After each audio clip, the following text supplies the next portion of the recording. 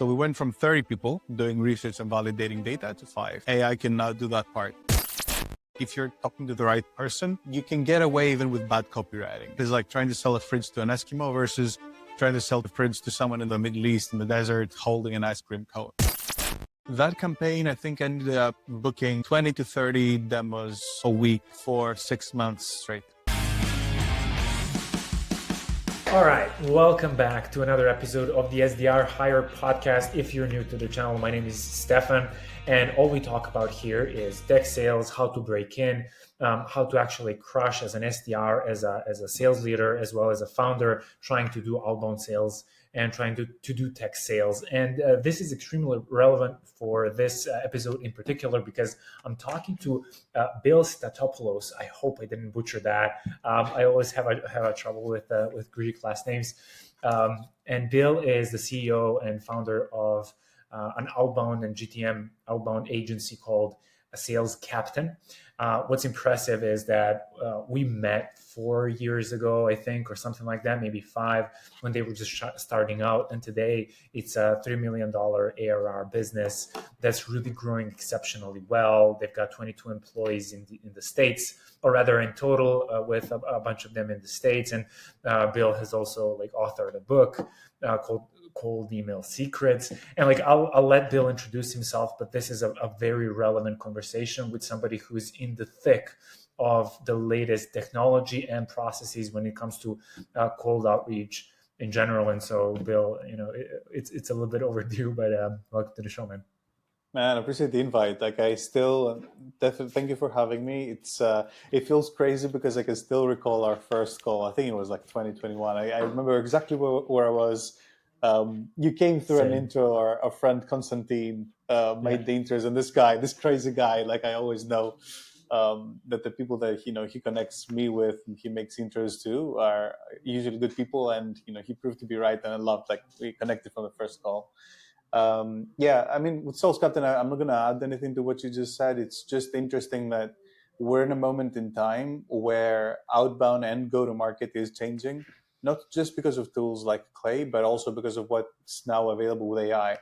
And I'm not talking about replacing BDs or anything, extraordinary or far-fetched or anything like that, but allowing people to have a better work-life balance, a more optimized workday, being able to do more with less, with the same team, using less of their time, being able to be more effective, trimming a lot of the cost and the waste. And this is what we've thankfully done and will continue to be doing so far. So yeah, super excited to be here with you. Likewise, man. I was so excited to chat with you and to kind of cover. I have a list of questions that we'll probably won't be able to go through all of them, but it's really impressive. First of all, when we met, and honestly, I was a very green entrepreneur back then. I think I'm still green. You guys really blew up and built an exceptional business, and obviously, it's been based on your ability to deliver really, really amazing results for your clients. And so I think one of the biggest things that really make me interested is what is the difference between then and what's going on today? Obviously, AI has played a huge role, but how does that effectively look like? What was it back then? How were you delivering then, and how do you deliver now? At least ballpark. Yeah, I have a really actionable way that this has touched us, and I think because of that, I'll explain how it made everything so obvious. When we started SalesCaptain, we had, because of my co-founder, a team in Asia that was doing list building. So essentially, all the research and validation part that a BDR would do, go on SalesNav, check the list of companies, confirm they belong to your ICP, and we would even do extra steps like go to the website, confirm that they belong to the sub industry or sub ICP, do a lot of in-depth research. So that would mean that our campaigns would have really strong foundations and would overperform competition because we had better data than everyone else. And this has always been one of our USPs. We recognized early on that if you're talking to the right person, you can get away even with bad copywriting. And I'm not saying that copywriting isn't important, but my equivalent is trying to sell a fridge to an Eskimo versus trying to sell a fridge to someone in the middle of the Middle East in the desert holding an ice cream cone. To the second audience, you don't have to say much, right? So if you're able to pinpoint the right people and you have your messaging dialed in, it doesn't require a lot of convincing. It's an easier sell. So and that has been the case. We were growing, and that's like 2021 onwards. And then at some point, I came across Clay. That was November or December of 2023. And the interface instantly reminded me of the Google Sheets that our data team would have. And by that point, I think we had like 30 people in Asia building lists for us because we were growing and we had the need for it. So they were building the lists and they were building them on Google Sheets. So we would have like a companies list and we would have a people/prospects list. And as soon as I saw the Clay interface and I realized that, hey, instead of having the BDR, the data person confirm that the company that I scraped from SalesNav or Apollo or whatever database belongs actually to that ICP. And for example, in the marketing agency space, not just the marketing agency, but it's like a B2B agency. They offer programmatic advertising. They have a team size of X, Y, and Z numbers of people, and they have, no developers in-house, as an example. So the fact that you could do these kinds of activities, and it was just like one more column, you either fetch data from a data source that's already integrated, or you process data using AI. Like it instantly connected with me. And the biggest change that we felt was in January of 2024, we restructured the company entirely, and our data team comprises still of 5 data people. So we went from 30 people doing research and validating data to 5. And we were able to, it's crazy. Not only deliver the same amount of work and leads and data, but also increase it. And it's crazy, and it was a big shift. Like January of 2024, half of the company probably thought we were going under, because how do you explain to people who haven't even thought about that idea and are doing manual research that AI can now do that part? So the consequences of that are far-reaching.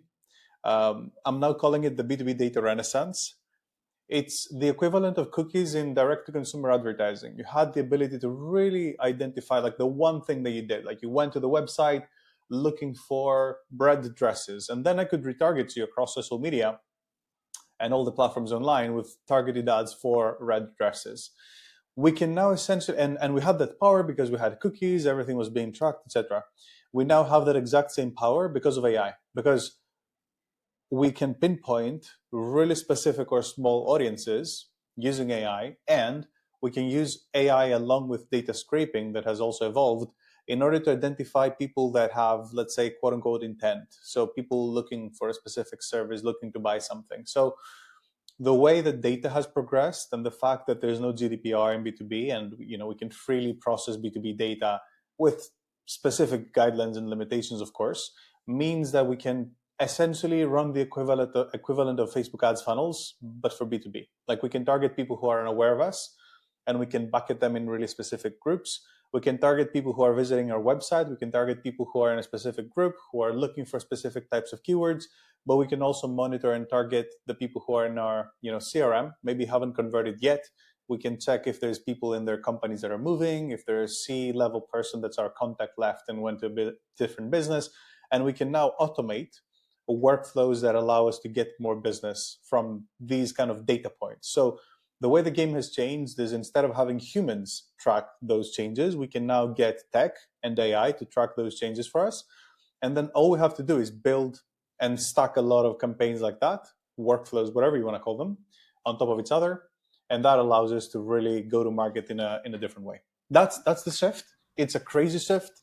Not a lot of companies have realized it. The ones that are definitely going ahead of the market, because they can now have their BDs do follow-ups, calls to people who have actually engaged, combine different data to identify people who are actually interested, not just, de-anonymize your website visitors and reach out to everyone, but like combine different signals. Like they visited the website, they visited the pricing page, and they signed up for a demo, and they use the product, and it's lovable. Let's reach out to them. So it really changed what's possible for teams. I'm not even sure how much you're aware of this, but like, for example, I was a part of like an outsourcing company, like SDR outsourcing company. Essentially, we were just doing cold emails and LinkedIn outreach and some cold calling and whatnot. And in general, in that time, that was like 6 years ago. It was literally that there wasn't any sophistication. And so considering the fact that you were back then, like 21, doing manual like data confirmation, going into websites and track, but essentially you're doing the same thing today, just using AI. Yeah. And even back then, people weren't doing it. And I am Yes. pretty confident that people aren't doing it today. Even the biggest SaaS companies in the world are not doing that level of sophisticated data tracking, data Yeah. management. And so that's what's keeping you guys really in front of the curve.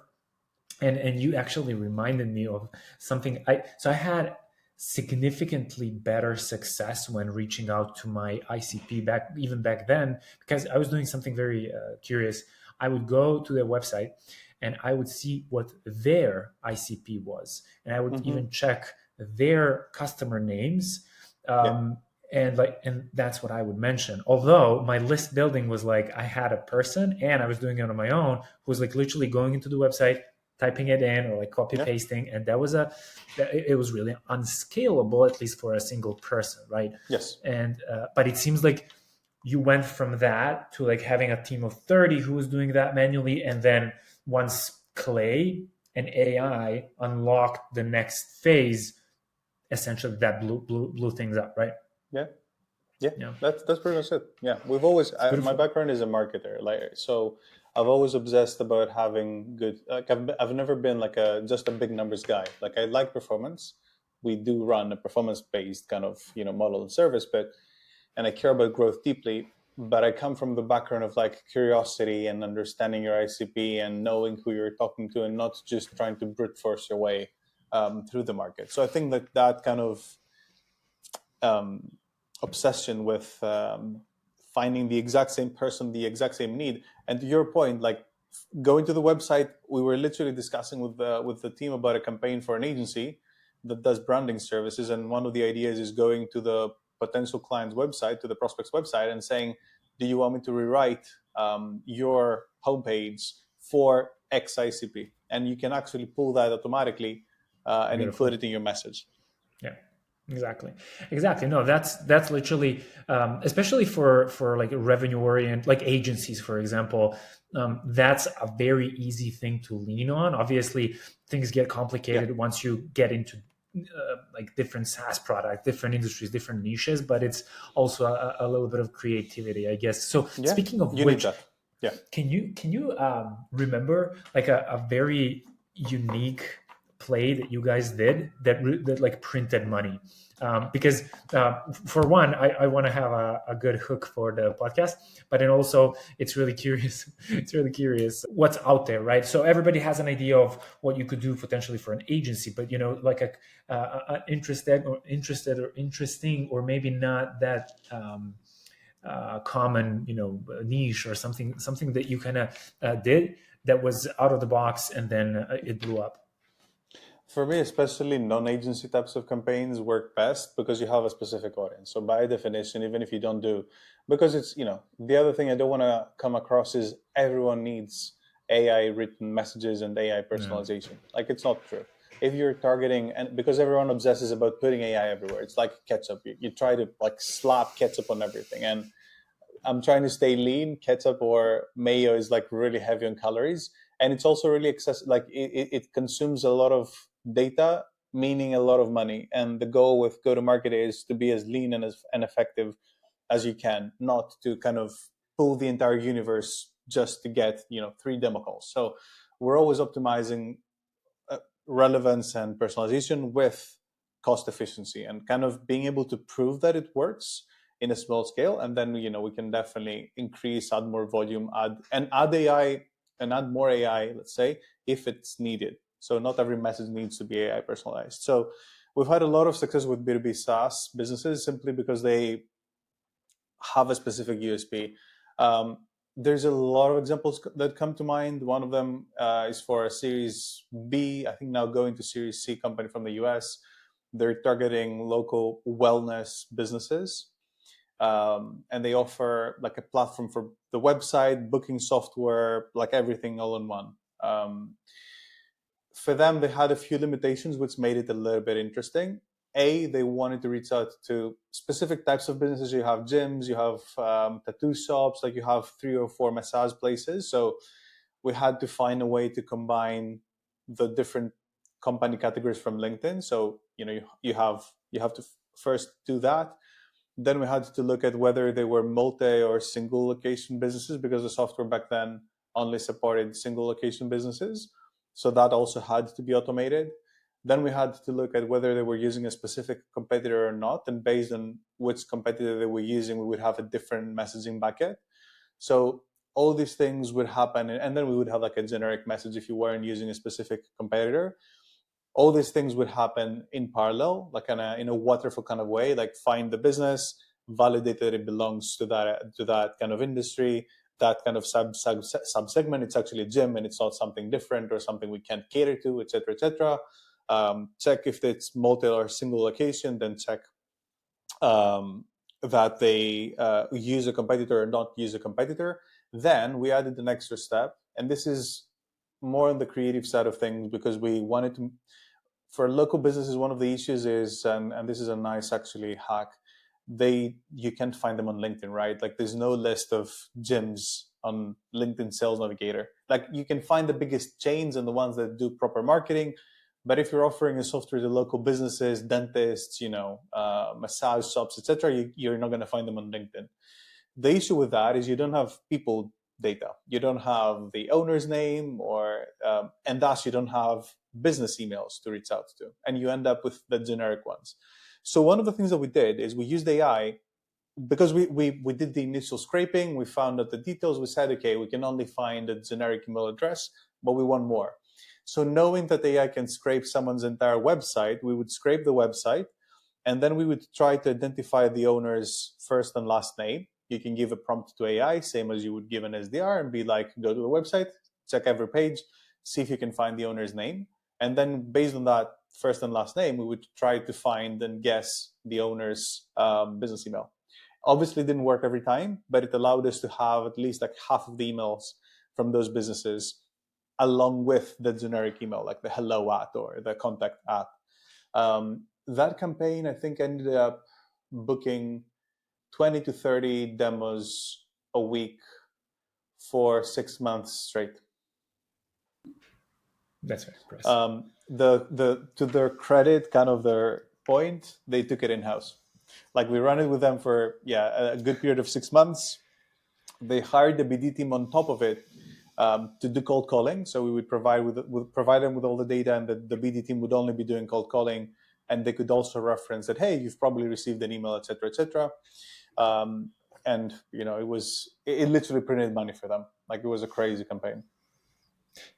So when you say they brought it in-house, they only kept the BD function, or were they doing cold emails before as well? No. They didn't have BDs beforehand. Mm-hmm. So based on the success of the campaigns, they were only driving an inbound-led motion so far. Yeah. Before starting to work with us, and because they saw that the data is there, and they saw the success, on top of the results that I mentioned, they brought a team of, I think, 10 BDs doing cold calling. Yeah. Nice. Very interesting and really impressive results. And it's funny. We also actually did a similar thing for a similar type of business. Like it was literally like local business that you need to run a similar play for. But what's really curious to me is, and this is something I've come across myself as well. Again, very counterintuitive to what the big SaaS companies in the tech sales space are doing, which is using emails as if they were ads, and then having SDRs, BDRs, whomever, for example, cold call both the whole list as well as the interested leads, which makes so much more sense than only doing cold. And so there's this, like cold email has not been seen as much by the whole industry as a marketing channel as much as it has been seen as a sales channel, which is, correct, by my account, very a wrong perspective. Is this something that you guys run across the majority of your clients, meaning like treat cold emails as if they were some sort of ads that were generating leads, and then having their teams like reach out to the leads? Or like how does that look like in your world at your scale?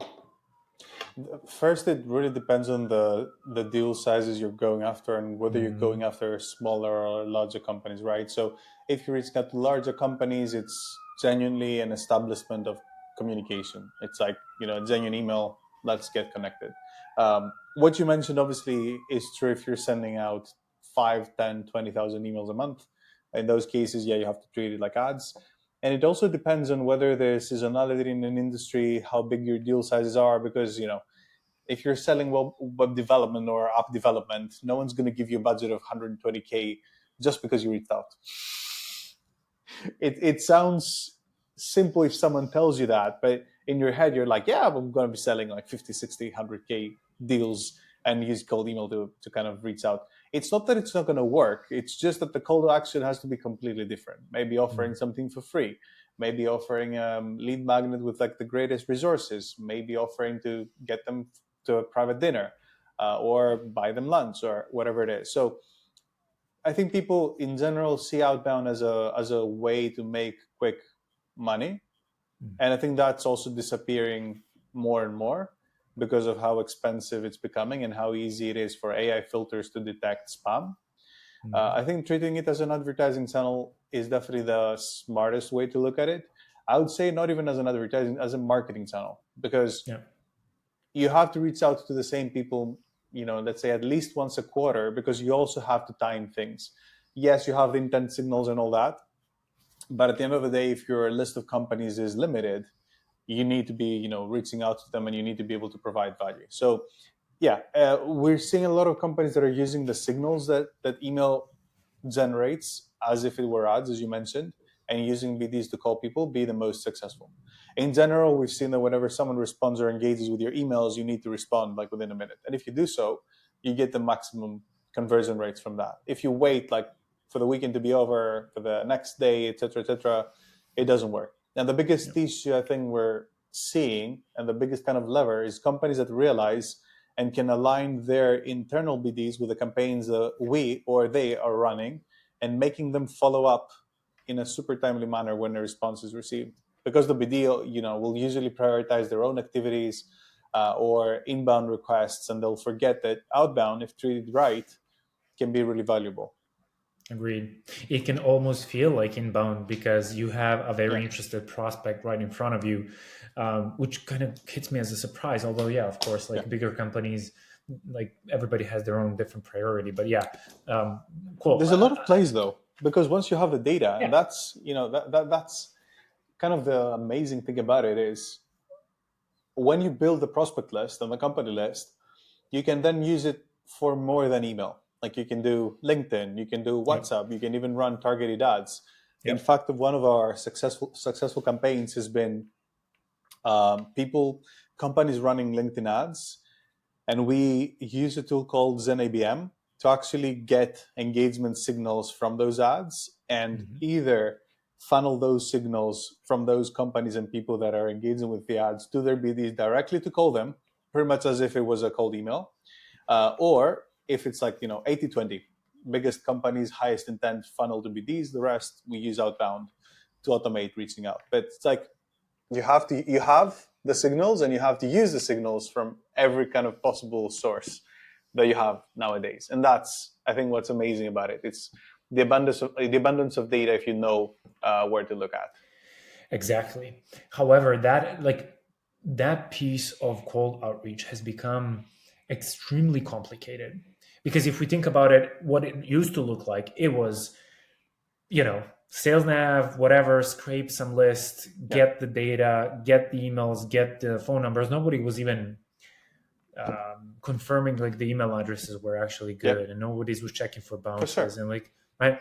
And you'd get like 20 meetings out of 1,000 emails, maybe even more. And today there are so many nuances, right? And so I'm just curious, from your perspective, how is the market, like the clients and the prospects that you talk to, how much are they actually educated?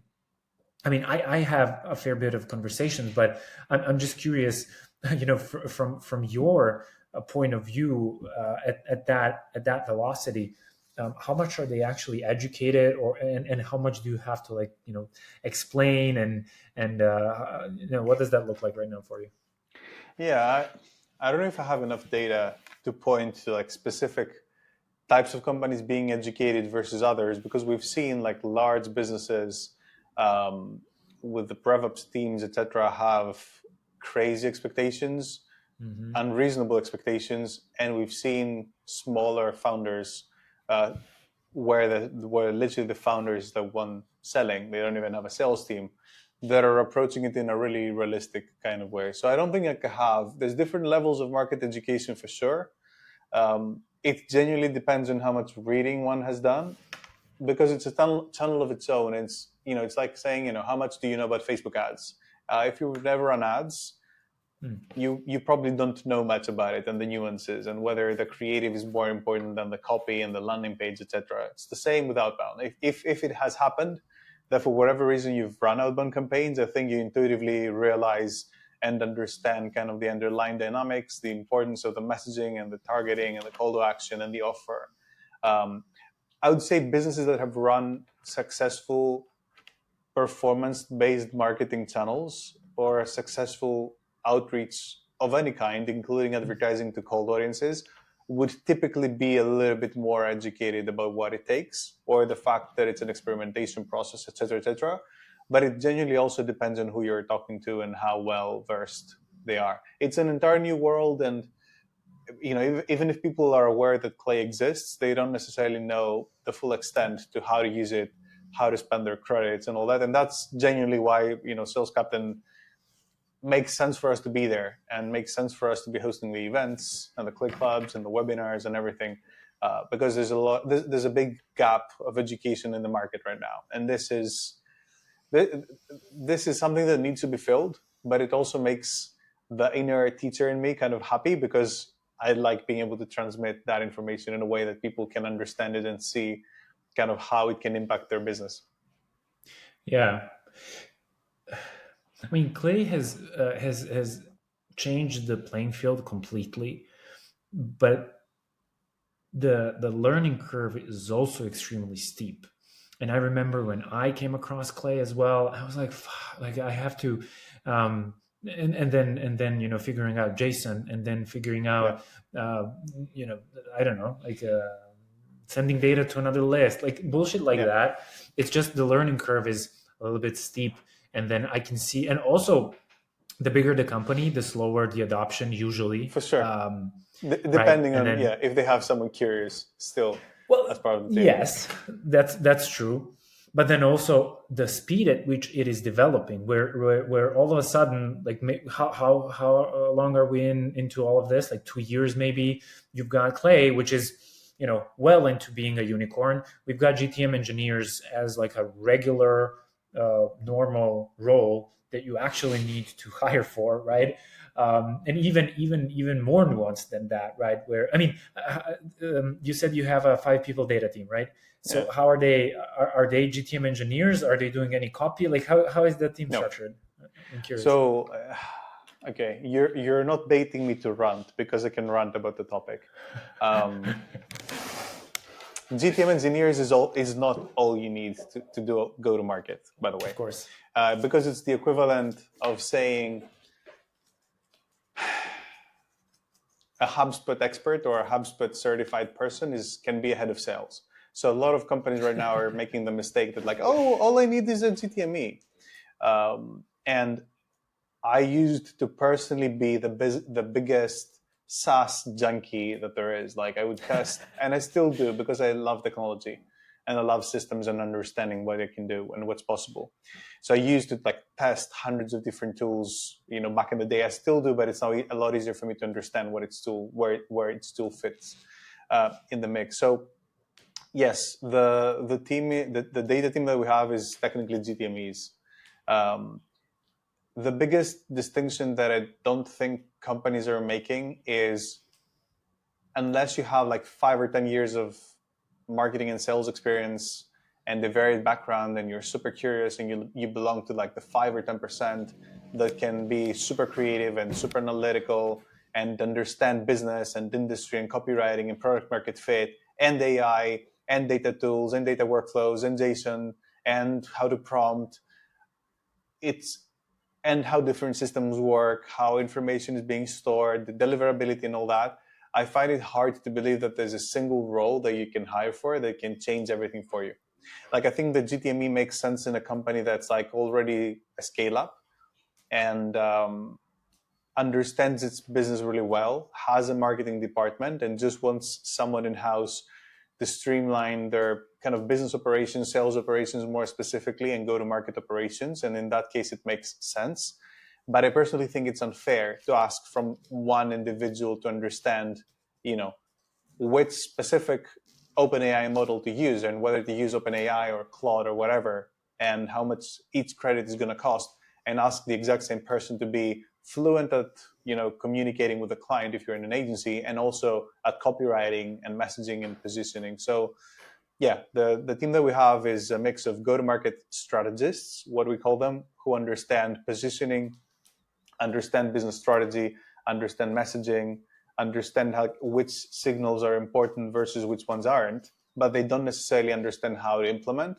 And then a team of data engineers that's kind of hooks into that. Like you can give them the ICP, you can give them the sales and intent and signals that are important, and they'll tell you, hey, we'll scrape this, and that. We'll feed the data this, and that way to the AI. This is the output that you're going to get, and can build kind of the workflows that the other team is kind of designing. But it's not to say like one team is more high level, or it's like different function generally. And I think that this is a mistake a lot of people and companies are making. I feel like the go-to-market engineering part is going to be more commoditized in 2026, because it's the same as saying, I'm a Zapier expert. Cool. Like you can go on Upwork and find 200 Zapier experts for $5 an hour that understand that. And there's a lot of smart people, that are in countries that are not as expensive as the US, that can offer their services and can understand the technical side of things. And I think that's amazing. And it is an amazing opportunity for those people. But it does mean that someone who bets that, if I just get a go-to-market engineer certification, I can instantly go from a salary of like $1,000 a month to $5,000 a month. Like someone's probably selling you a course. Yep, that's right. But you do have a lot of people in the US, right? The majority of our clients are in the US. The majority of our team is in Europe, and we also have team members in Asia for that exact reason. Like we don't. Okay. We've tried to keep the team uniform in terms of the time zones that we operate in, because we are a client services, company at the end of the day, and we need to make sure that everyone is aligned and follows a specific pattern, and doesn't have to stay, awake past their bedtime. We work for a living, but it should be sustainable. It shouldn't be a hustle. Agreed. No, for sure. And I'm very much enjoying this. I work with a lot of early stage companies, like super early stage, where with either like no sales team, no rev ops, or like just maybe they have a couple of sellers, but they don't have an outbound team, or maybe they tried, maybe they have one BD person who's doing like everything from like cold email.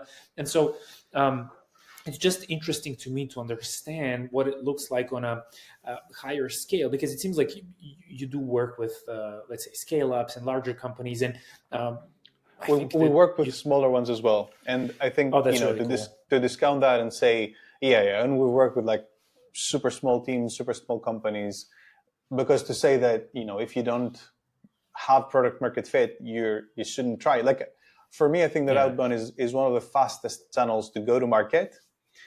And to get feedback from the market, because if someone sees an ad and they don't resonate, they're not going to click, right? Like, let's say a new AI hiring platform comes out, you run ads, they haven't nailed the USP, they don't know what the biggest pain point is, they pick a different one, they run an ad, someone sees it on LinkedIn, they don't resonate, they don't click, they don't engage, you have no data, you can't optimize. Whereas if you reach out to founders or head of HR's inbox, they might say no, but they might say no and give you feedback, or say yes and give you feedback. So for us to say as SalesCaptain, or as like anyone, that we know best and only companies that are mature or whatever should be running outbound, it's a big hoax.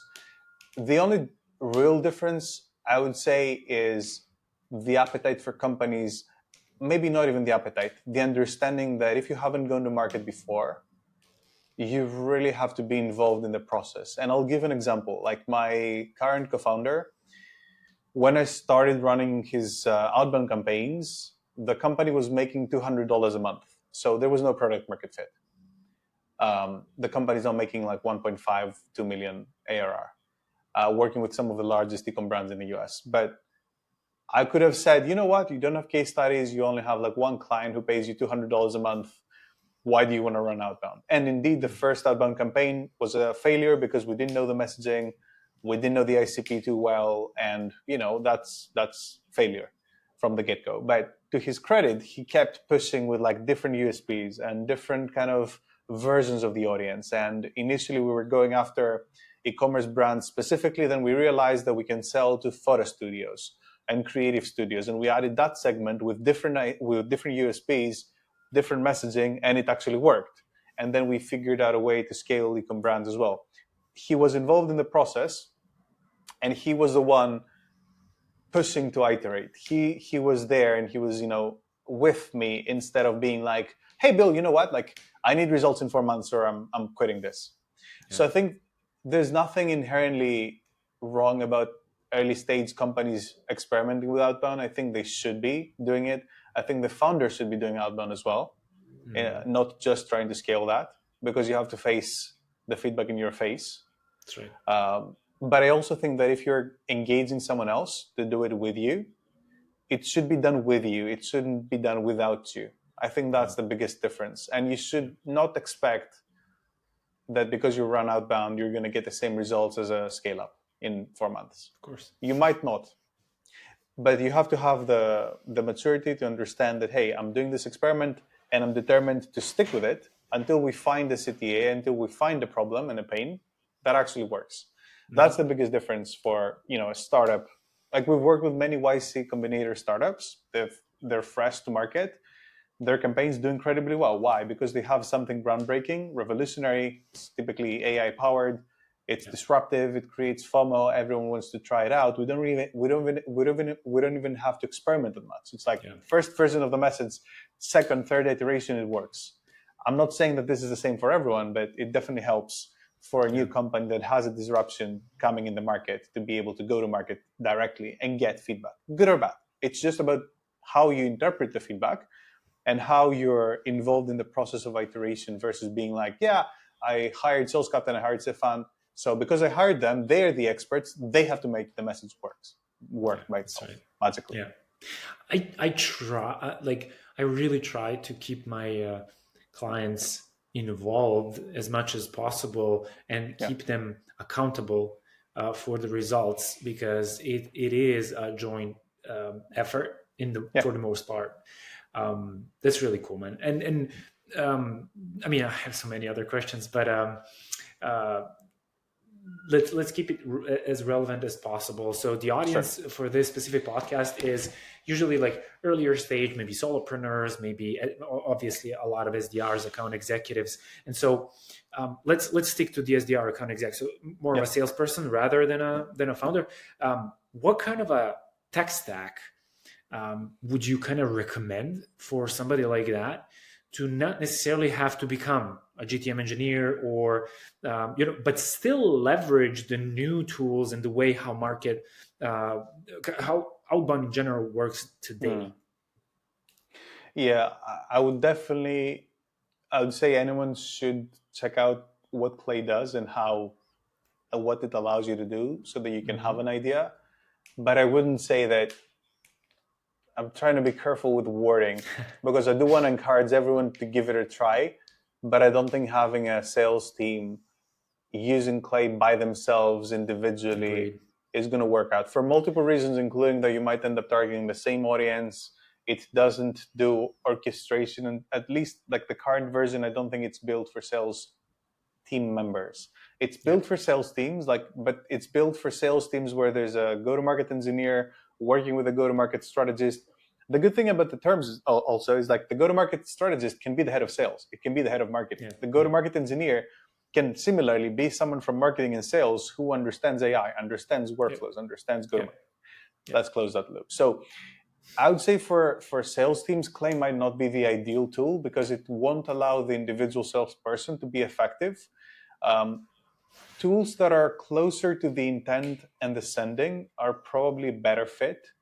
Lemlist is moving in that direction. They're also embedded inside of CRMs like HubSpot and Salesforce, for example, and they enable a lot of their functionality to happen from within the platform, from within the CRM, because I think that's one of the biggest bottlenecks for sales teams. It's like you have to be in so many windows constantly, and everyone wants your attention. Every tool wants it to be kind of the main screen for you. So I think tools that promote that, Apollo does that to an extent as well, even though I have no idea what their quality of data looks like. But I would recommend tools that allow you to build like the entire workflow end to end. Lemlist is a good one because it can allow you to build and run the campaign end to end in a unified way. There's other tools out there as well. There's tools that focus more on intent signals and identifying intent signals. There are tools that have bigger databases. It genuinely has to do with what kind of campaign you're trying to run. But I would say for BDs, the focus should be working closely with a tool that also does the sending and that's closely integrated with the CRM so that it's a merged kind of activity versus I'm doing something there in one system and I also have my other campaigns and my other activities. Yeah, 100% agreed. And at some this point allows you to add AI personalization, intent signals. They've now added website visitor tracking. Like it's added a lot of the cool stuff that we're talking about, and email finding and phone number finding, which is actually quite good inside of like one platform. Yeah. I should actually revisit Lemlist. I was for a long time like a huge fan and a user, and then at some point it kind of dropped off. I skewed towards like Instantly and those types of like very cold email heavy. For mass campaigns, it became inexpensive. Exactly. But if you're asking me, and there was a question like, what should an SDR do? Like, unless you want your BDs to running mass outbound by themselves, exactly. in which case they should go to Instantly and they should go to Clay. They should be looking at.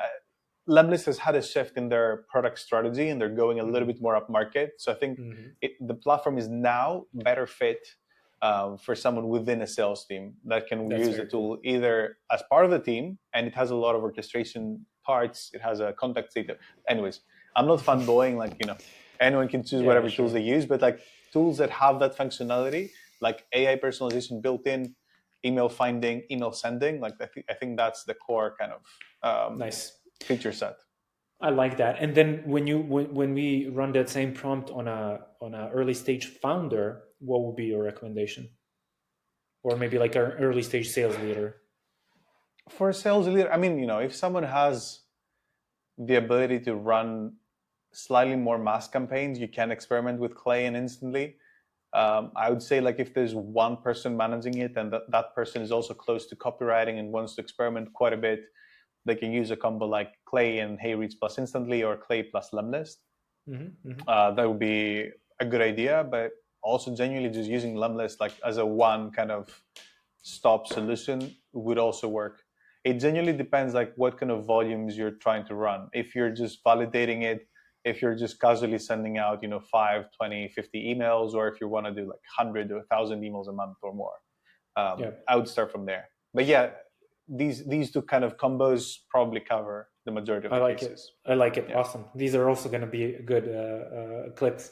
But what about, so do you use the data segment inside Lemlist? Like, is their data any good? Like, do you rely on that data as well, or like do you have? Typically no, because we use Clay and RevOps to build like the data sets we already want.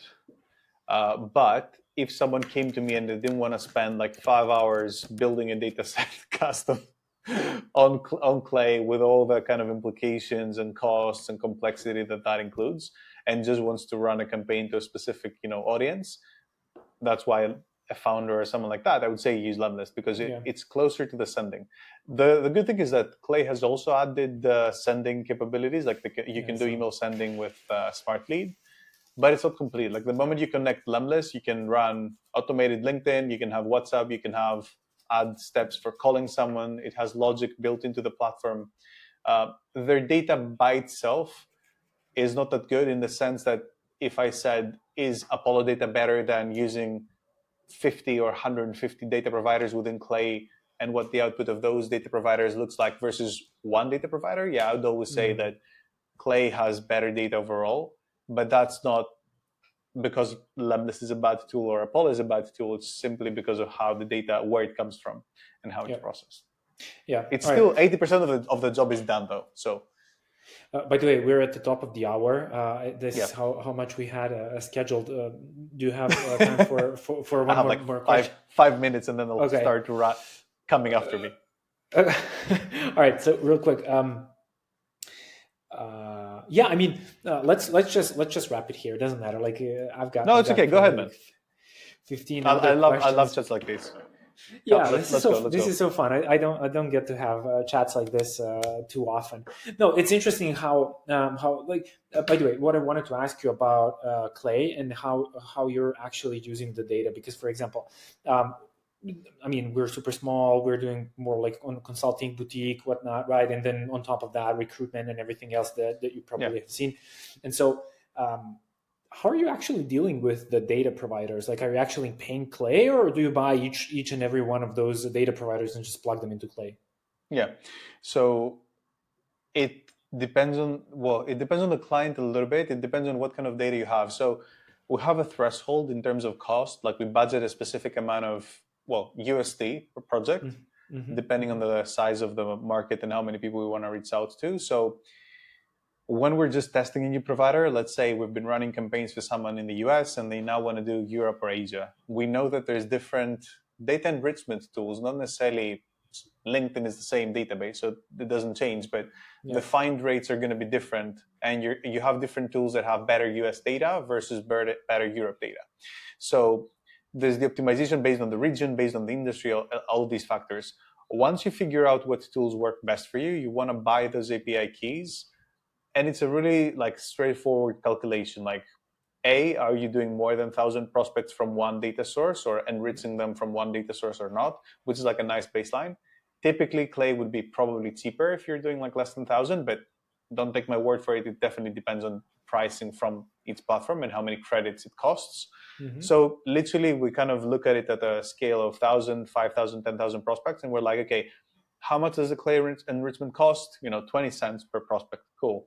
How much does the API key cost if we're buying from the platform directly? X amount, $50 for 1,000 prospects. Cool. That means that it's cheaper paying for $50 if we know that we're going to be using this tool again and again. That has to do mostly with data providers.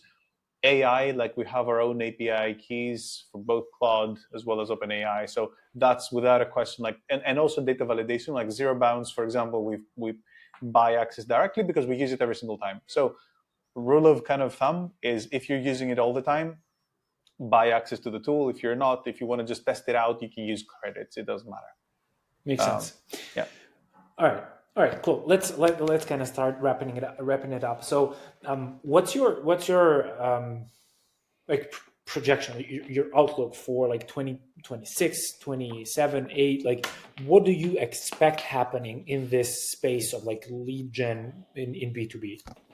Yeah, I'm gonna let aside the scenario of AGI, right? Because we have no idea what that's gonna look like. So assuming we don't reach AGI and we still need humans as part of the game, one of my biggest predictions is obviously data is going to continue being more and more important. It's outbound as a channel is probably also going to continue becoming harder for people not using the right data, because AI is just becoming smarter, and it's smarter at blocking people, same as it's easier to personalize. That means that the cost of tools increases for people who want to do outreach, and that's like a sad reality we all have to live with. It's the equivalent of Facebook ads, right, or Google ads. In the beginning, it was really cheap. It was dirt cheap. We now need 15 bucks to run like an outbound campaign. There is still an advantage, and companies that are still looking for that advantage, I'd say, we'll still have a way to go to market. That's why companies like SalesCaptain are here, in order to point out to the 5 things you have to absolutely do for your campaign to be successful.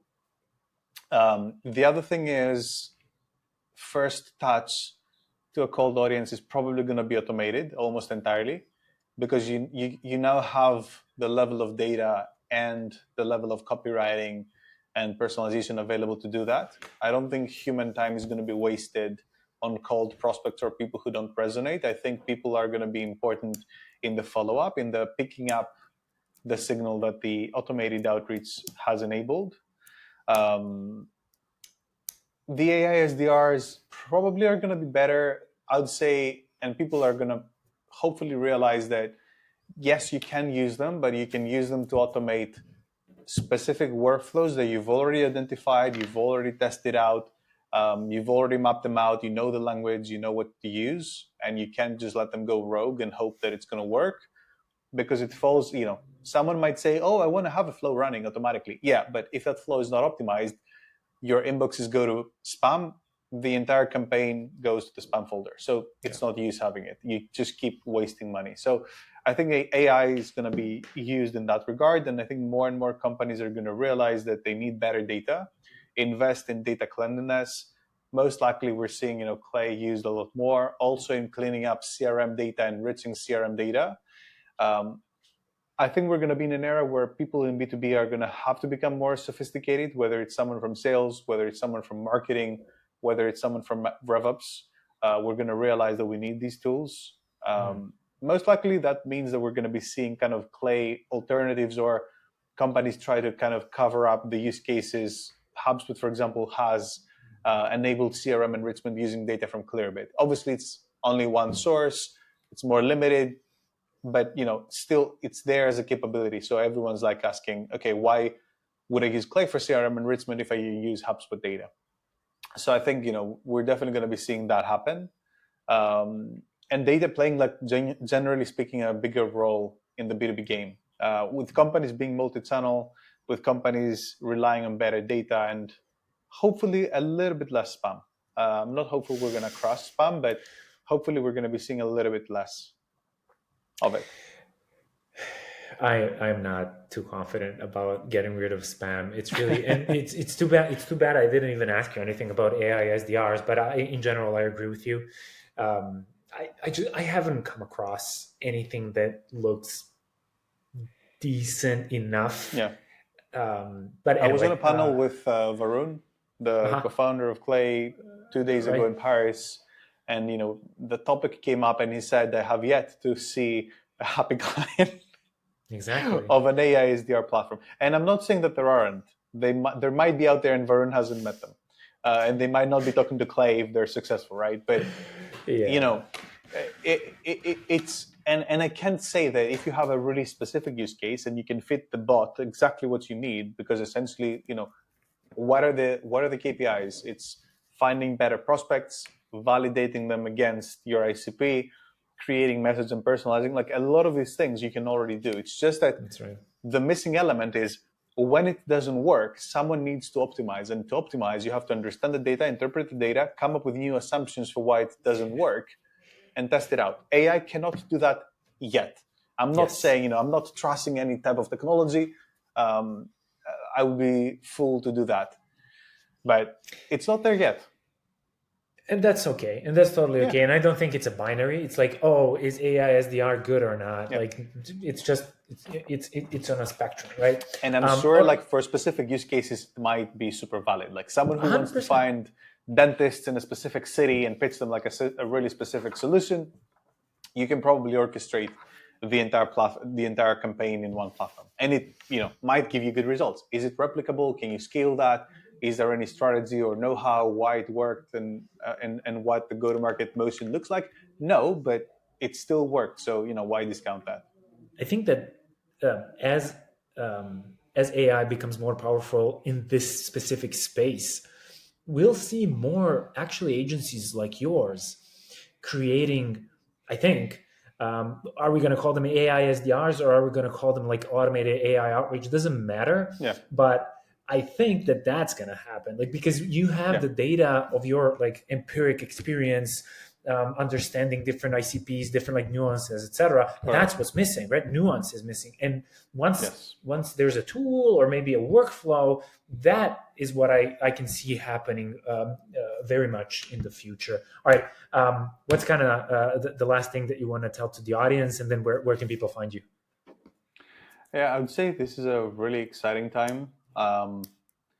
There's times that even I kind of am afraid for how things are going if we're going to have a job tomorrow. So I wouldn't be like, oh, embrace AI, it's amazing. I would say, if nothing else, we all have the obligation to our teams, to our shareholders, to our co-founders, to the people that rely on us, and to our market, to do the best that we can to always be able to help them reach their target audience, succeed in their goals. I would say, if nothing else, if someone needs a little bit of a boost, just know that there's hundreds of people right now that are kind of pondering, like, what the fuck are we going to do?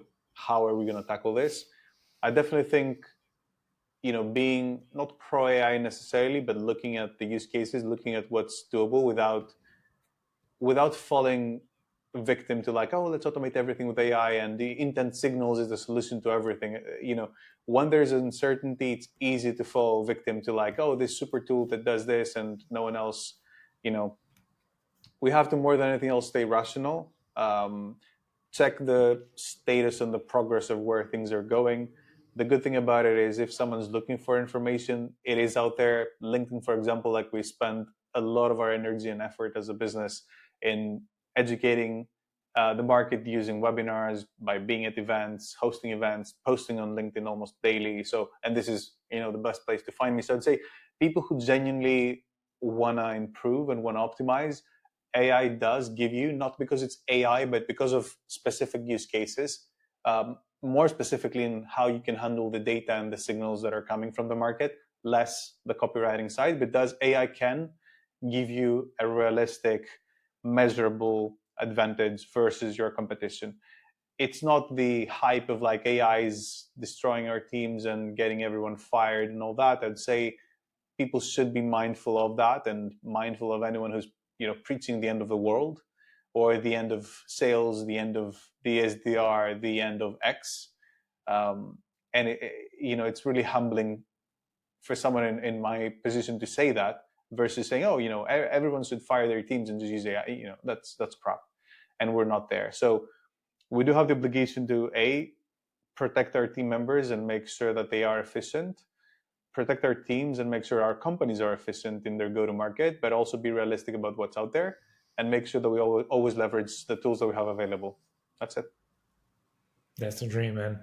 Well, it was a pleasure chatting with you, dude. And likewise, we should have done this. We should have done this a long time ago. You did mention that you were on a hiring spree. So if you wanna call out some open roles, feel free to do so. Yeah. I mean, we're genuinely, a good thing about change is it creates opportunities for young people, young companies, new people, new companies to go to market and thrive. Right now, I think someone with business understanding who wants to learn how to use go-to-market the way it can be used has really good potential, and we're hiring for people like that. But also the go-to-market engineer side, someone who genuinely understands the tools and always wants to keep evolving and figuring out what's new. We always have places for people like that in the team. So yeah, anyone who's interested, you can reach out to me, but you can also follow us and just spread the word out there. That's it. That's awesome, man. Pleasure chatting with you. Time, loved having you on, and I'll see you around. It was a pleasure, man. Thank you.